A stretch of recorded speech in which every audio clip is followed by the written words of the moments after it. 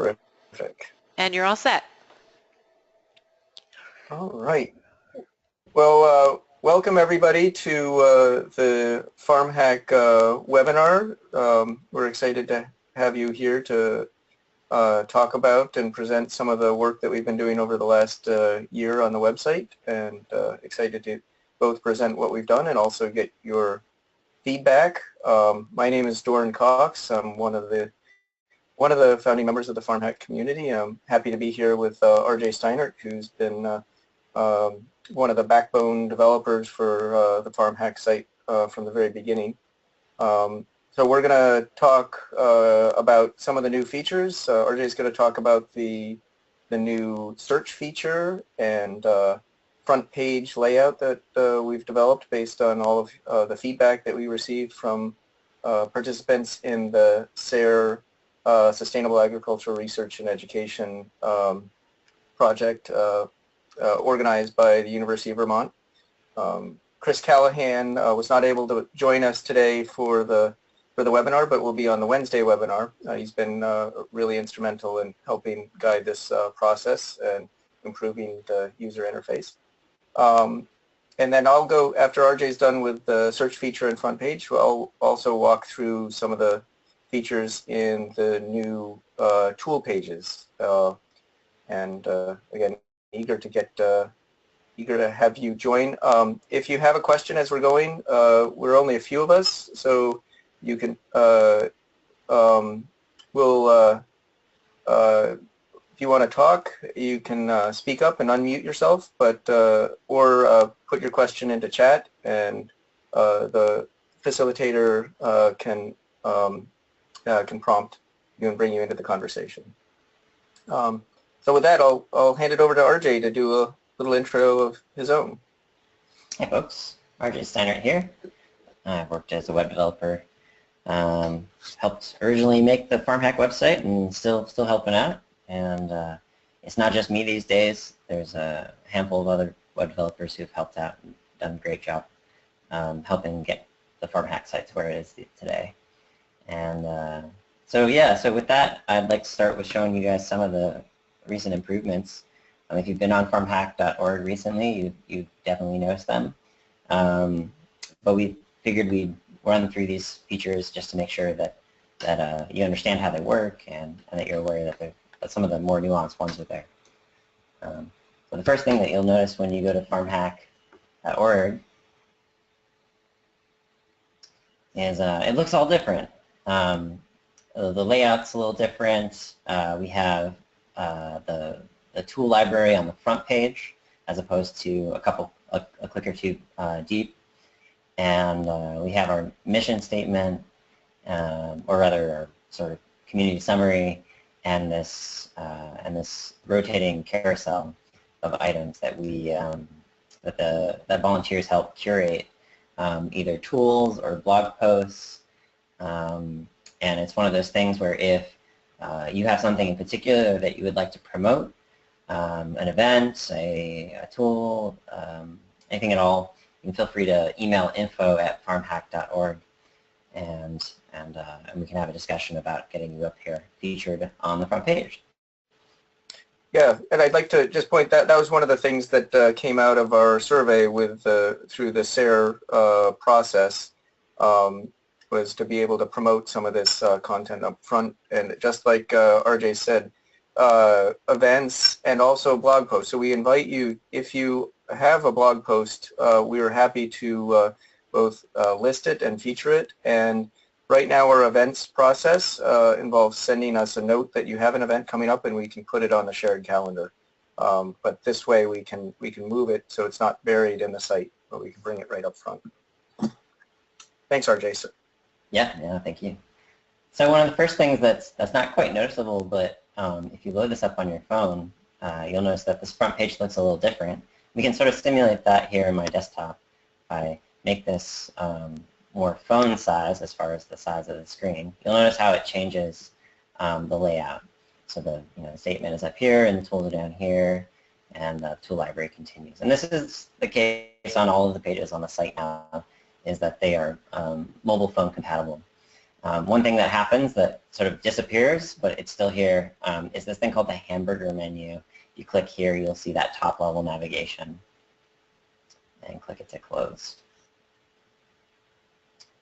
And so let's go over this tool library real quick. So in the tool library before, we had just categories that you could filter by.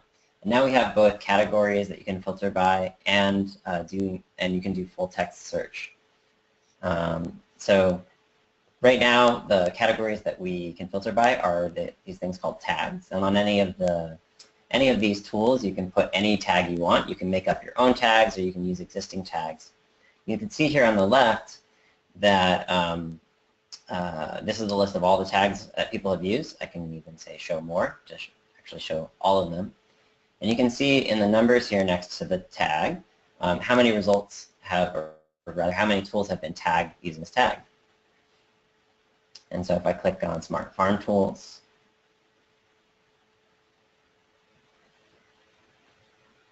there's now going to be 71 in this list. But if I click on something, click down the tool, go back. If I click on something like garden, you can see that there's going to be 2 results left. Now this is doing both Smart Farm Tools and garden, things that are tagged with both of those tags, and only 2 are here. If I clicked on DIY, it'd be things that are tagged by Smart Farm Tools, garden, and DIY, and the result will be just 1 item. To remove these filters, you can click this minus sign next to the tag. So here I am clearing the filters. And we're back to the full list. So that's how you navigate through the tool library using the tags. Like I said, there's also the full text search. So if you didn't see necessarily the tag that you were looking for here, let's look up chicken coop and search for that and see what we get. And the results list looks a little different here because this is a full text search. So this is more like a Google experience where you can see it's like highlighted on the tool where in the documentation that thing that you were searching for lives. And it also has like this fuzzy search capability. So like we said coops, and somebody may say, put a dash in it. Or actually this co-ops they're talking about, machinery co-ops. But that's kind of similar, and so you don't have to be exact in the exact spelling of something or anything like that. It's pretty generous as far as what you can type. And it even gives you like, did you mean chicken crop? For some reason, I guess people may have said it thinks that that's a good search result too, and there's other results that may happen in there. So each of these results is a specific tool. And again, there's this paginator down here, so if you want to keep scrolling through if you don't see what you want. All right, let's go back to the front page. I'm going to click on the little leaf thing up here. Go back to our tool library. You'll notice also that we've promoted this add a tool right to the front page. And if you're not logged in, it's going to prompt you to log in. And if you're logged in, you can add directly from the front page. I think that's a good transition to pass it over to Dorn and talk about the tool pages and the new process for adding tools. I might actually, you might mention the continuous scrolling too. Oh yeah, that's true. Yeah, so you'll notice on these search results, when I did that full text for search, it had a paginator little thing that you had to keep clicking to get to the next page. But if you are on this page where you're searching by tags, you can just scroll, and it will just continue to fill out. This is nice for situations where you don't necessarily know what to search for, and you just want to scroll through and look at lots of different things and see what might catch your eye. And so you can literally scroll through every single tool that's in the tool library. It will just keep loading in and loading in as you scroll and scroll. So it's kind of a laid-back experience. You don't have to, more of a discovery experience than having the intent of looking for something specific. Does that about cover it, Dorn? Yeah, no, I think that's that covers that. Those were all of those changes were based on the surveys and user feedback and interviews that we did with SARE participants, things that we're really excited to see. We've gotten some additional feedback already, one of which was to add a little bit more of an advanced search feature so we could look at by tool stage and some category and some other categories like being able to look at where we have the most tool activity or organize them by date. So those are things that I think we please send us that feedback so that as we have new updates or as we have new releases that we can incorporate your feedback into the ongoing improvement process. So I'm going to start sharing my screen. Oh, and I guess I can mention sort of the process for getting that feedback is that if you're the FarmHack website is on GitHub, so if you are on, if you're a member of GitHub, you can add your recommendations or bugs or feature requests onto the issue queue, or just send it to info.farmhack.org, and we can we will get that eventually into the GitHub issue queue. So you should see my front of my screen now. Is that right? RJ, do you see my screen being shared? Yeah, I've got it now. Okay, great. So the other thing that we wanted to do was make it easier to add tools and edit tools and make it a little clearer to the user what was important to add and how to do that. The previous site was basically a straight wiki form. And we've added a few user experience features to make it a little clearer, again, based on that feedback. So the first that we've done is created visual sections or blocks for the different levels of tool documentation.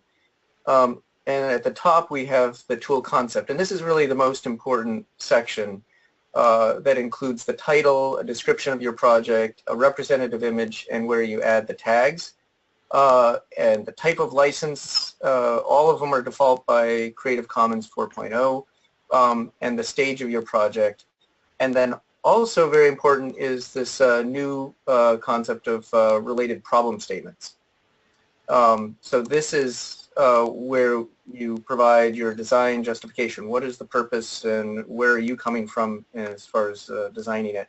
And so it allows you to choose existing problem statements so you can build on others, but then also click and add a new problem statement to that list. And so this is, again, the most important block, and we've highlighted this in a different color to make that clear that that's important. And then we've also made each of these blocks collapsible, and we're promoting the top two blocks as being the most important. Those are sort of color-coded as green and blue to highlight that those are really, that's the core of the documentation. But we also wanted to provide additional documentation and promote the idea that that's the minimum, but we want to provide access to more in-depth documentation for the community that may develop over time. So we have these other collapsible sections where this middle section is for tool documentation is about everything that you need to do to reproduce it from a production standpoint. And I'll go into that a little bit more in depth in a moment. But also the user manual, which is all of the background data as far as how to use the tool to make it functional, and it's in the environment that it was originally designed in. And then related tools is self-explanatory, and I'll go into that in a little bit. And then the associated skills to actually both use and recreate the tool. And we have a placeholder here for commerce because ultimately we want to help support folks to reproduce these tools and produce them themselves, which will involve some exchange with other members of the community and provide sourcing for both components and kits and finished tools. We've also added a little box here on the right, which is connects into the .info or the info at farmhack.net. So if you have a question, please draw on the wider community, both with suggestions or if you have issues filling out the forms here. Let's see, I'll go back to the documentation section here. So what we've done in the documentation section, this is really the most important section, and we wanted to really make it easy for people to document their tools. And as RJ said, all of these pages are now mobile friendly, so this can be done out in the workshop, so we can through your mobile phone, if you have Wi-Fi, you can easily now upload images directly from your phone or video. So we've moved the video and image gallery fields right up to the top of the documentation. And we've also added the feature where you don't have to enter any code to create an iframe for your video. All you need to do now is enter your Vimeo or YouTube address, and that video will be embedded in your tool documentation.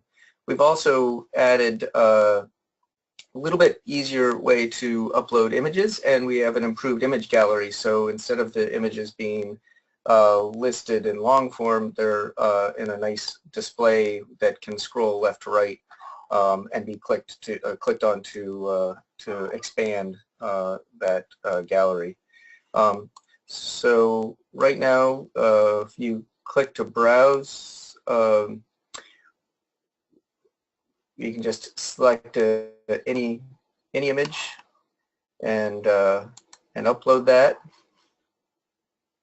and that will be added into your tool documentation. Where I will mention that we will also be supporting bulk image uploads shortly. So and then in that case we'll be able to select multiple images. Right now, as you can see, we can only select one at a time. We'll be able to highlight multiple images and upload, say, all 30 of these images at once. So the title here, we can add additional text.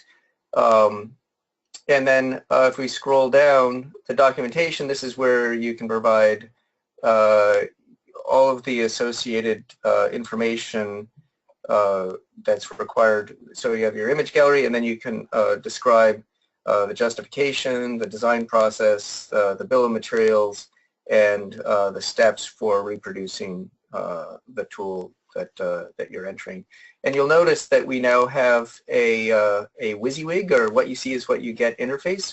Previously, you had to enter your documentation in Markdown and HTML or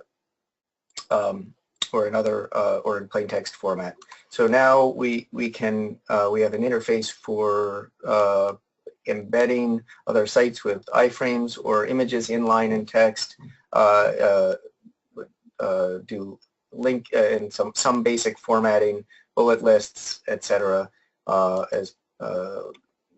to make the editing process and a little bit more user-friendly.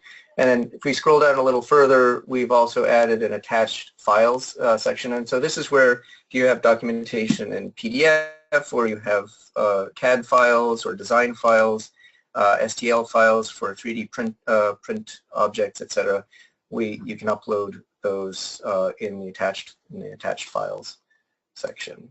So these are all upgrades that were part of this design process over the last year. And again, some of what we heard was that wasn't clear sort of what documentation was necessary in order to post. And so we've tried to, again, highlight these sections and provide help text along the way to help to guide folks in the process of providing both the minimum documentation but also a pathway to providing really complete documentation. The remaining sections right now are a little bit more simple.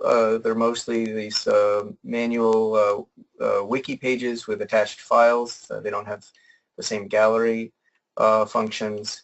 I guess the exception right now is the related tools section, where we have drop-down menus where you are able to connect your tool to other tools that you've been inspired by, or are parts, or where your tool is either a component or an assembly of other tools. And we'd really love to get your feedback as far as how to best provide some attribution and map the linkages between these different tools.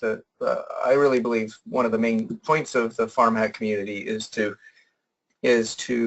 create an environment where we can cross-pollinate our ideas and accelerate the adaptation and design process for localizing the tools to our environment, but recognizing that that the tools we're creating are linked in and inspired by other tools that folks in the FarmHack community have already created.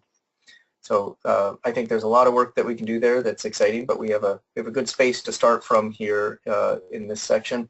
And then likewise, we've been speaking with a lot of other groups that are focused on on-farm fabrication skills and so forth. So we have a placeholder here for skills that we can start to build out and enter and link to the best tutorials that we know of on the web, and also link and provide the user some indication of, if they're going to embark on this project, what kinds of skills they're going to need to successfully complete it. So that's,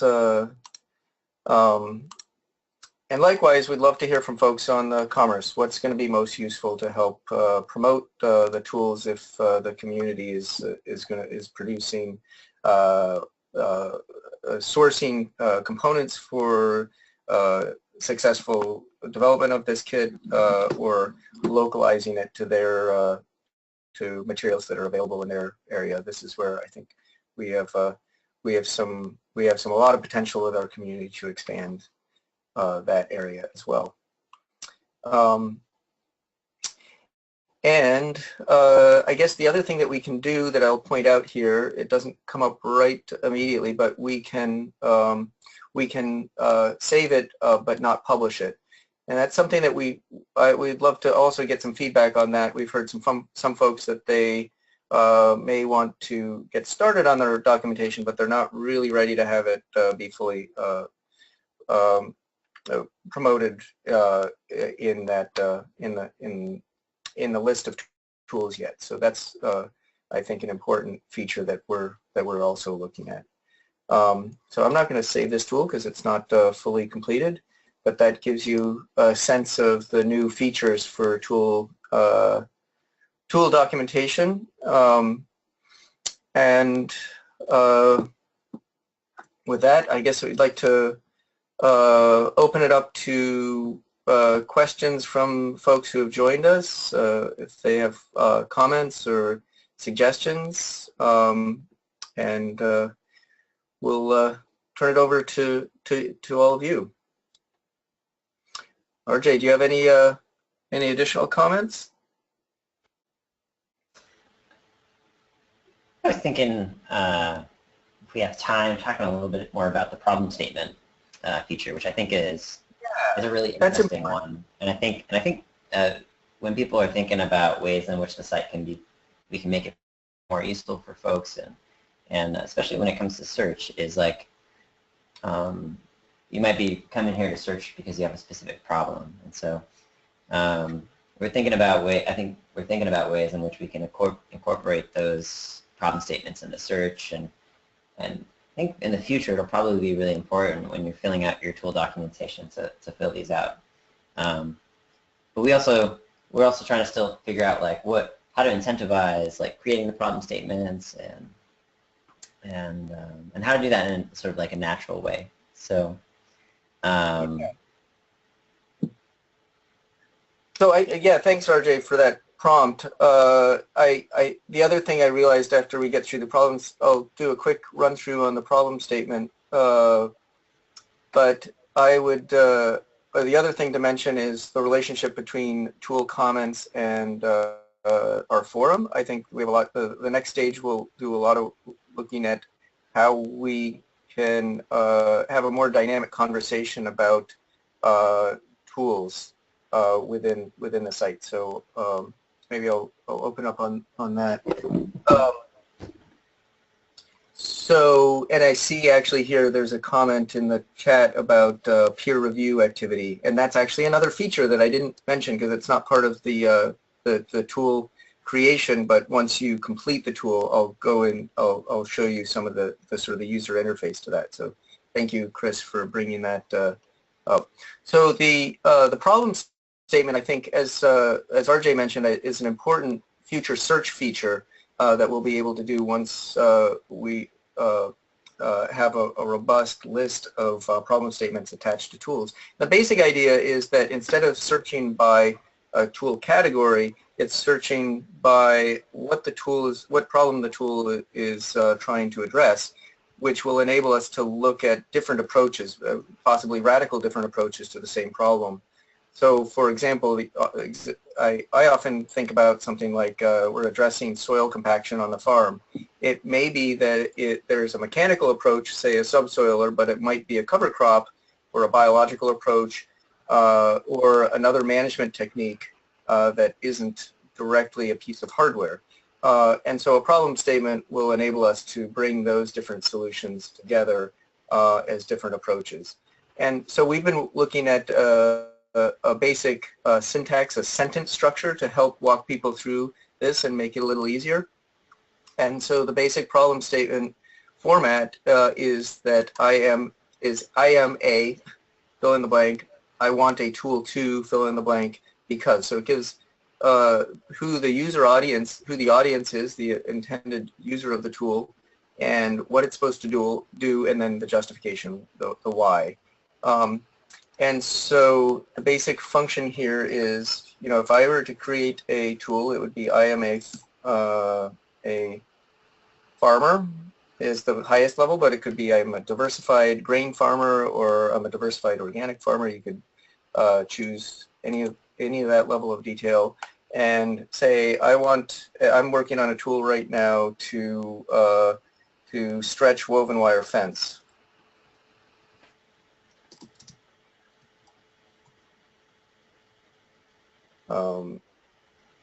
Woven wire fence, and then my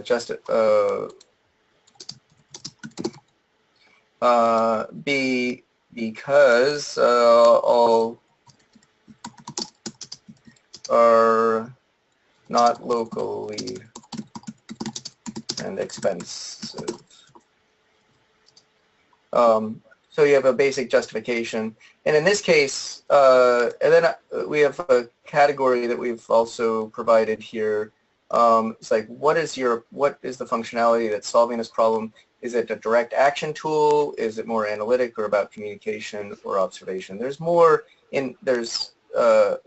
a lot more help text that I think will be necessary to explain those, but in this case, action is that you're solving the problem by building something to actually do something rather than analyze the situation or communicate with other farmers about it directly. So say a greenhouse alert would be partly observational and communication, for example, as a different tag. And we also have tags for the problem statement, and then a space for providing a narrative, and then other related tools and conversations and groups that are looking at the same problem. So again, we have some core concepts here, but recognize that the user interface we're going to really need support from the community to build a user interface that makes sense, but around the problem statement. But we certainly heard that this is a really important concept to bring into the tool description to make the tools that we're contributing more findable and so that people can find the best solutions from the community. So I'm going to now go back to the general tool page and look and dive into this question about peer review activity and how to do that, because that is another feature that we addressed somewhat with the redesign of the site. So you'll see in the new format we've moved a little bit away from our orientation towards on the forums, and we've de-emphasized the forums on the site, and I think that's something that we're going to really dive into in the next year. But we've moved towards direct comments at the bottom of each of the tools as a way to provide general feedback and comments on the tools. But we've also added these two features so we have some sense of folks, whether folks have actually built this tool, a little bit like a verified buyer or something if you're providing feedback, or whether you've liked this tool. And that's familiar to folks who are on other social media platforms, and that's just sort of a +1 rating for these tools.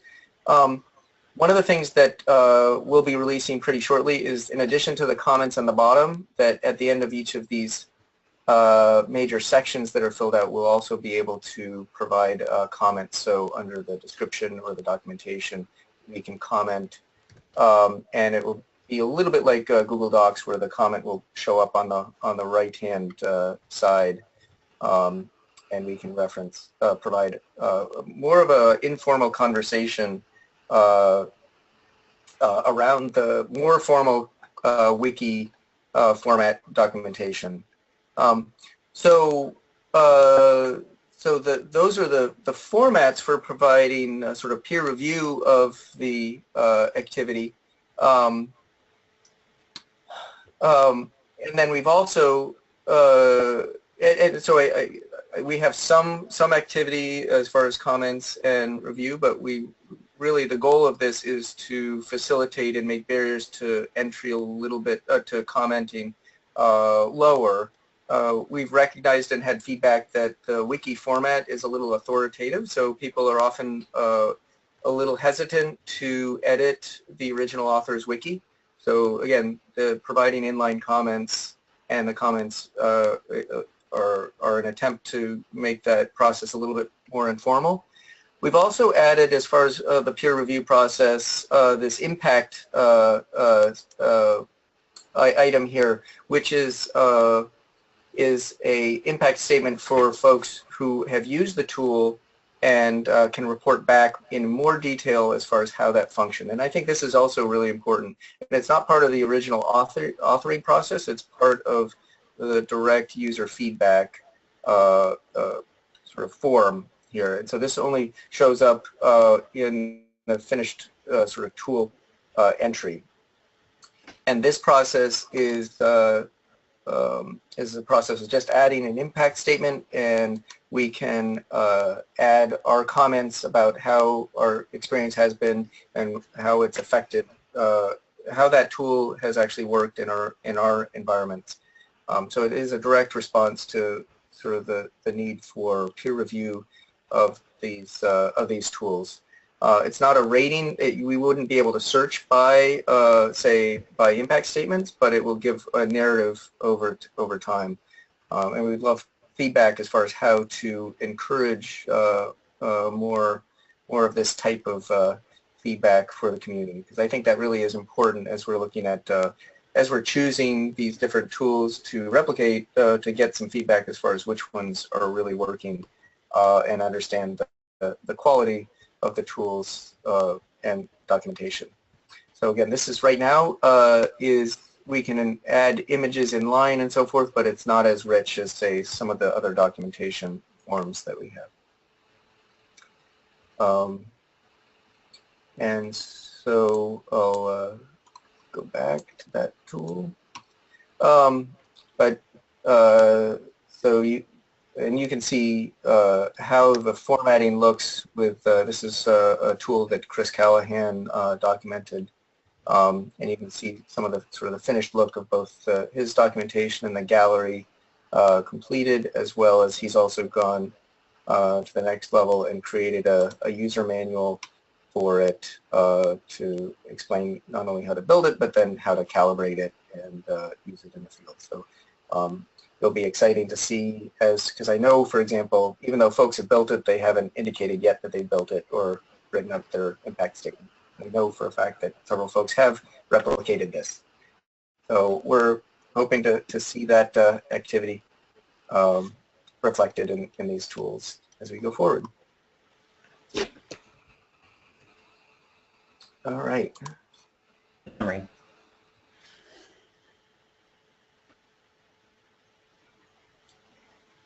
Do we have other questions from attendees out here?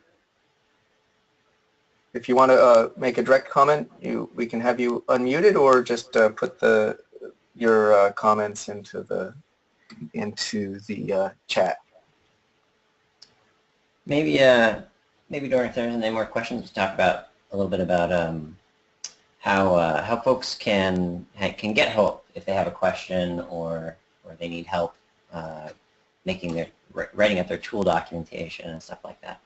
Yeah, as I mentioned, while you're creating the tool, we have the help box on the right-hand side, so you can just click that, and that will go directly to part of the volunteer, to a member of the volunteer team that's looking after the website.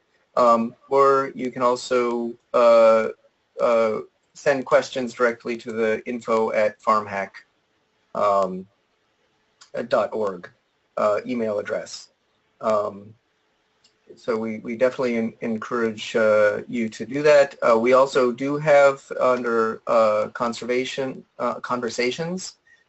section a forum. It's something that we'd love to improve, and that's something that we're definitely looking for folks to help us navigate as we upgrade our forum conversations.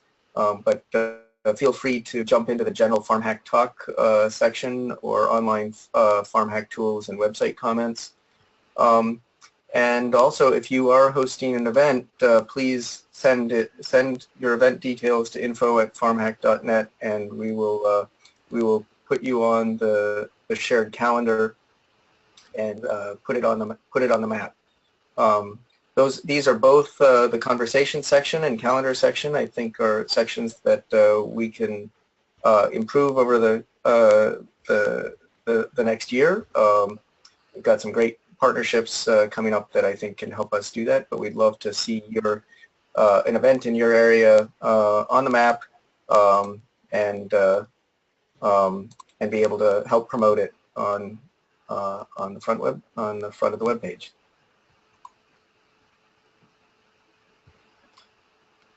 And I guess the other thing I'll mention is that we're looking to do more community outreach and promote activity by the community on the front page. So if in addition to the traditional in-person events, if you have a tool or a project that you're particularly excited about, we'd love to also put that in that featured front page block and promote your webinar.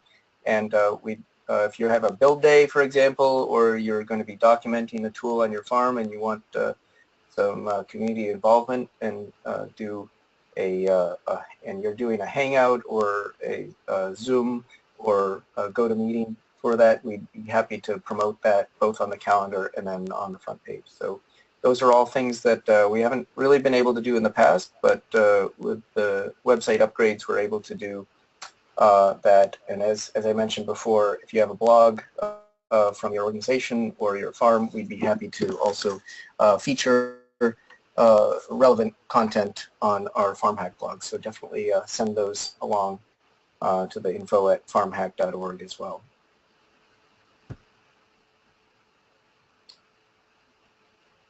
And if we don't have other questions right now, I think I'd be I just want to thank you all for joining today, and we'll be hosting another webinar on this Wednesday at noon Eastern Time. So if you know folks who missed this one and want to participate, or if you think of questions between now and then that you'd like to ask, and we can address in Wednesday's webinar, we'd be more than happy to have you join us then as well. So